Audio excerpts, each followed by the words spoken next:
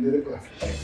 Saya sebagai jebolan dari HIPMI dan Kadin pengusaha juga di Jakarta, kemudian dari Kadin, mengetahui persis bagaimana pertarungan selanjutnya pada saat pemilihan ketua HIPMI di Jakarta. Katakan kubu Prabowo belum mengumumkan cawapres, belum juga mengumumkan tim pemenangannya. Nah, kubunya Anies sudah mengumumkan Muhaimin, Anies Muhaimin, tapi juga belum mengumumkan siapa panglima perangnya gitu. Ya, ini yang dilakukan oleh PDI Perjuangan untuk mempercepat mengumumkan tim pemenangan. Tim pemenangan walaupun dari Pak Ganjar adalah berkelanjutan. Ya. Nah, ini yang akan mempersulit. Apalagi ada masih pertanyaan yang belum diselesaikan antara Pak SBY dengan Megawati.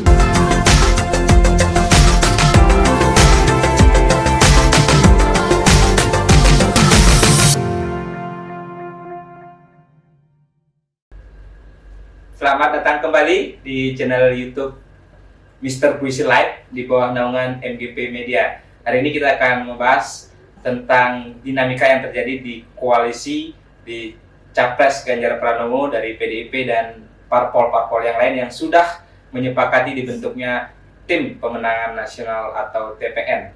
Sudah hadir bersama kami Mr. Puisi. Selamat sore Mr. Puisi. Selamat sore. Kali ini judulnya cukup menarik ya. Ya, apa keuntungan PDI Perjuangan menggunakan Ketua Umum Kadin ya Arsyad Rashid dan mantan Panglima TNI Andika Perkasa sebagai Panglima perangnya Ganjar Pranowo menjadi Tim Pemenangan Nasional atau TPN, Ketua dan Wakil Ketua. Itu akan kita obrolkan Mr. Puisi, tapi sebelum itu saya ingatkan jangan lupa untuk subscribe channel YouTube Mr. Puisi Live di bawah naungan MGP Media. Jangan lupa juga like, komen, dan share konten-konten di channel YouTube kami. Ini menarik, Mr. Puisi. PDIP sudah mengumumkan komposisi Panglima Perang Tim Pemenangan Nasional atau TPN dari Capres mereka Ganjar Pranowo. Ada dua nama yang sudah diumumkan. Ketuanya adalah Arsyad Rashid yang merupakan Ketua Umum Kadin, dan kemudian Wakil Ketuanya ada Andika Perkasa, mantan Panglima TNI yang juga sebelumnya disebut-sebut potensial sebagai cawapresnya Ganjar, bahkan juga namanya sempat masuk menjadi calon presiden di Nasdem ketika ada 3 nama sebelumnya. Tapi sekarang kan ternyata diumumkan sebagai Panglima Perangnya Ganjar. Ini apa sebenarnya yang ingin dibidik oleh PDIP dan keuntungan apa kira-kira yang bisa didapatkan? Terima kasih. Kali ini memang harus ada improvisasi. Ya. Bagaimana caranya menggabungkan pengusaha dengan para politisi. Ya. Seperti kita ketahui bahwa Pak Arsyad itu merupakan Ketua Kadin Pusat, di mana beliau ini untuk memenangkan menjadi Ketua Kadin itu tidaklah mudah. Ya. Dikalikunya persis mungkin seperti pemilihan Ketua Partai politik. Ya, ada manuver juga di sana.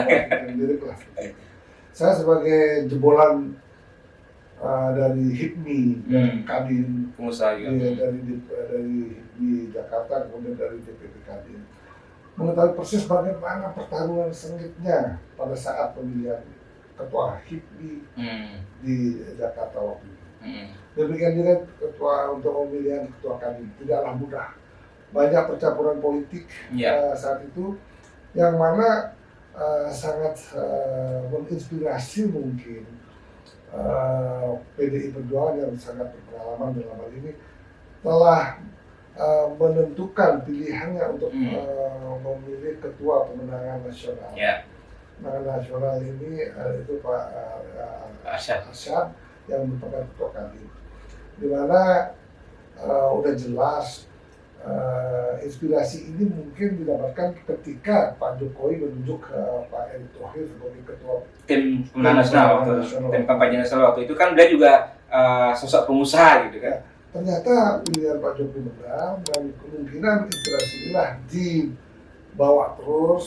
Mungkin ada advice dari Pak Jokowi juga. Ya, bisa jadi Pak Jokowi ikut memberikan saran gitu. Kemudian Pak Arsyad ini sebagai Ketua Kadin menjadi Tim Pemenangan Nasional. Di mana yang dibutuhkan oleh PDI Perjuangan adalah bagaimana mengelola secara profesional. Yang mana kita tahu bahwa Pak Arsyad ini sebuah CEO yang sangat sukses. Rekam jejak bisnisnya sudah sangat sukses, banyak, mentereng lah. Mempunyai network yang sangat banyak, profesionalisme dalam mengelola perusahaan. Tentunya profesionalisme ini bisa juga dialirkan ke bagaimana cara-cara memanage kampanye nantinya. Nah, kemudian dikaitkan dengan seorang panglima yang mempunyai disiplin sangat tinggi, yang mempunyai kewibawaan. Ketika tim ini sebagai ketua dan wakil ketua digabungkan dengan anggota-anggota tim lainnya, mungkin dari profesional, dari partai politik, dari pengamat dan lain, kiranya ini bisa juga menarik para pemilih nantinya, sehingga ada ketertarikan untuk memilih Pak Ganjar.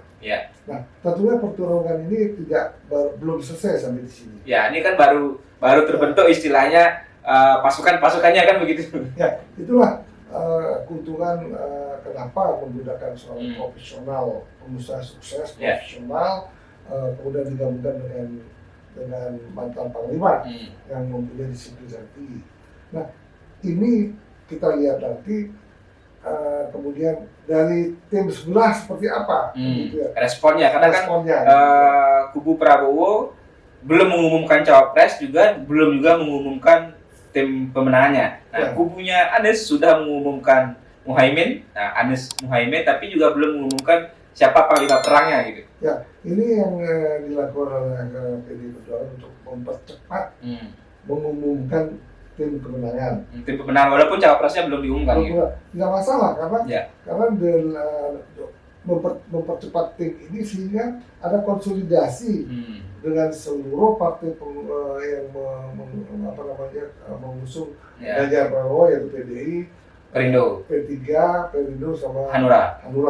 Nah, kemudian ini juga sinyal-sinyal penting juga harus dilakukan oleh PDI Perjuangan sehingga P3 tidak lari. Tidak lari, Nah, karena sangat dibutuhkan harus ada koalisi partai politik yang ada di parlemen.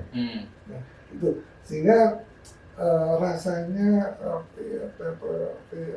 Pak PDI Perjuangan ini merasa sudah cukup, tetapi masih juga ada kemungkinan ada partai lain akan bergabung apabila ada kecocokan nantinya, ataupun apabila tidak ada pemaksaan untuk menjadi cawapresnya, itu mungkin bergabung. Tapi kalau ada pemaksaan, saya PDI Perjuangan juga mengatakan bahwa sudah cukup solid.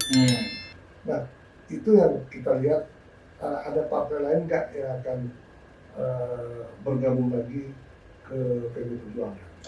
Nah ini kan kalau kita bicara kombinasi sosoknya antara ketua pemenangan nasional TPN Ganjar Pranowo dan wakilnya yaitu Arsyad dan Andika Perkasa. Kalau kita lihat backgroundnya ini kan adalah kombinasi sipil militer. Nah, seperti sebelum-sebelumnya kan banyak juga analis dan survei mengatakan kepemimpinan yang diharapkan juga atau kombinasi kepemimpinan yang bagus untuk capres-cawapres adalah sipil militer. Apakah ini juga menjadi pertimbangan tersendiri PDIP ingin mendapatkan keuntungan dari kombinasi sipil militer, khususnya spesifiknya adalah pengusaha, mungkin nanti jejaring pengusaha bisa dibawa, kemudian dengan pengalaman Andika Perkasa sebagai panglima, dia bisa melakukan pemetaan teritorial atau minimal praktik-praktik atau intelijen dalam konteks politik bisa digunakan.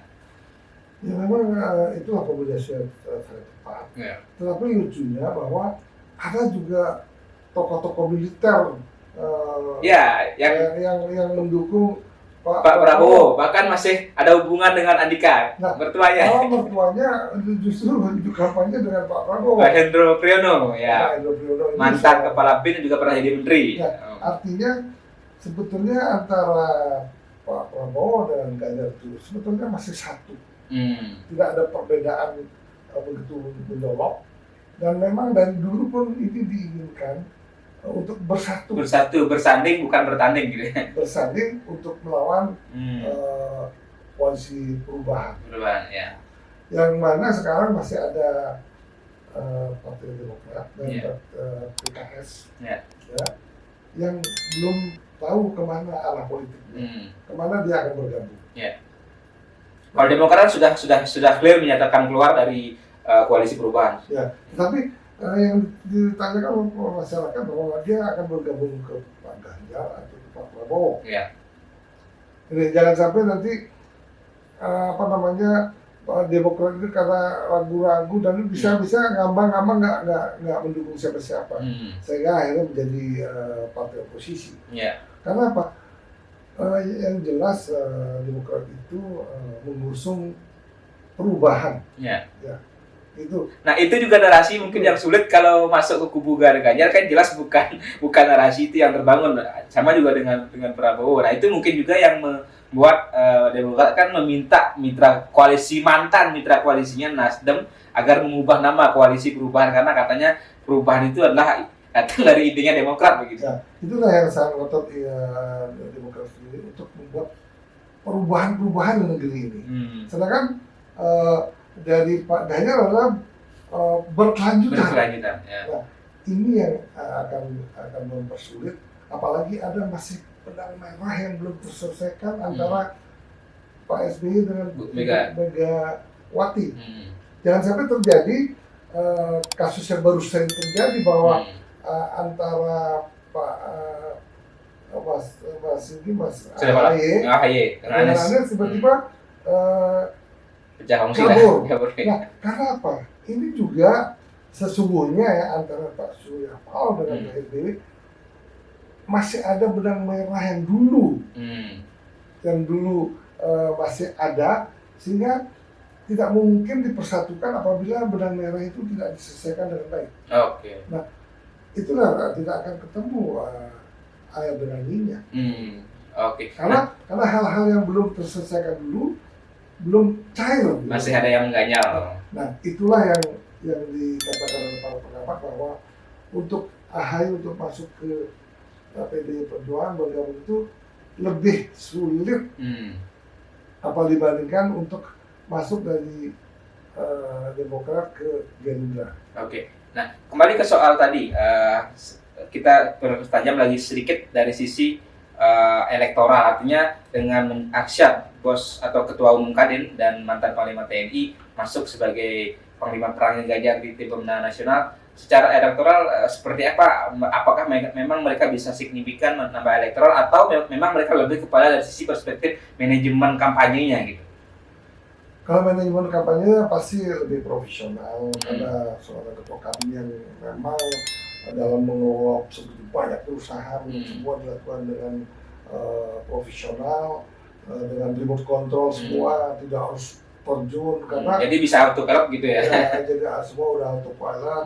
Itulah keuntungan sekarang ada dunia digital yang membuat bahwa segala sesuatunya bisa dikendalikan dari jauh-jauh. Yang penting bagaimana strategi dan pemikiran sehingga mampu memenangkan pemilu 2024. Nah, tentunya para staf-staf tim kemenangan ini pasti akan dipilih juga orang-orang yang sangat profesional, mungkin ada konsultan politik yang bagus, sehingga apa yang akan dilakukan pada saat kampanye ini tepat sasaran sehingga bisa memenangkan Pilpres 2024. Apakah juga ini bisa menarik misalnya sosok-sosok pengusaha hebat lainnya, atau mungkin sosok anak-anak muda atau para influencer muda, kan karena katanya sosok Arsyad ini juga dekat dengan anak muda. Apakah itu juga bisa menarik gerbong lain lagi masuk ke Ganjar? Ya itu saya perkirakan seperti itu, karena apa? Memang saat ini tidak bisa kita menyampaikan bahwa para tokoh-tokoh muda. Pak Arsyad ini kan merupakan tokoh muda juga yang sungguh tepat. Kiranya kalau memang Pak Ganjar bisa menangkan Pilpres nanti ya orang profesional seperti Pak Arsyad ini, Sandi Uno, kemudian Erick Thohir perlu mengisi pemerintahan untuk ke depan demi kemajuan bangsa Indonesia. Ya, kalau kita berarti mengacu kepada contoh Pilpres 2019 ketika tim kampanye Jokowi Ma'ruf adalah Erick Thohir, beliau kan menjadi Menteri BUMN. Nah, apakah juga hal yang sama mungkin terjadi ketika Ganjar Pranowo menang? Arsyad ini bisa menjadi salah satu menteri, atau kalau beliau background-nya pengusaha, apakah juga sama bisa menjadi Menteri BUMN?